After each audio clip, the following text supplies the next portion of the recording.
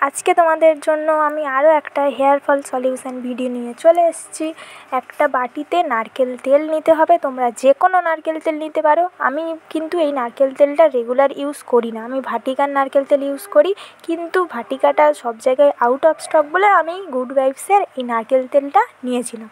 খানিকটা গরম জল করে নারকেল তেল ভর্তি বাটিটাকে গরম জলের উপরে বসিয়ে দেবে ডবল বয়লার প্রসেসে। জলটাকে কিন্তু ভালো করে গরম করতে হবে। এরপরে বাটিটার মধ্যে আমি আলপস গুডনেসের টি ট্রি অয়েল 2 থেকে 3 ফোঁটা দিয়ে দিয়েছি। আলপস গুডনেসের টি ট্রি অয়েলটা আমি অনেক রকমভাবে ব্যবহার করি, মাথার জন্যে, স্কিনের জন্য। কিভাবে ব্যবহার করি আমি এটা পরে একটা ভিডিওতে তোমাদেরকে বলে দেবো। ভালো করে তেলটাকে মিক্স করে নেবে। নেওয়ার পরে এই তেলটাকেই মাথাতে তোমরা অ্যাপ্লাই করবে।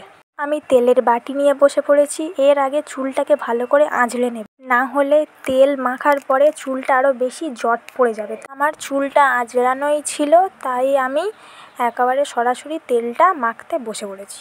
চুলে যেন কোনো জট না থাকে, তেলটা যেন আবার বেশি গরম না থাকে, হালকা উষ্ণ উষ্ণ গরম থাকবে। তেলটাকে চুলের গোড়াতে ভালো করে অ্যাপ্লাই করতে হবে। অ্যাপ্লাই করা হয়ে গেলে 5 মিনিট বা 10 মিনিট ধরে ভালো করে গোড়াটা মাসাজ করতে হবে।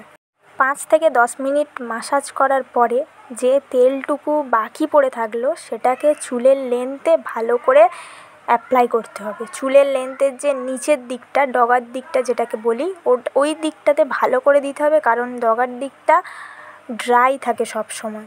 আমার যতটুকু তেল বাকি ছিল বাটিতে আমি ভালো করে ঘষে ঘষে চুলের ডগার দিকটা দিয়ে দিলাম।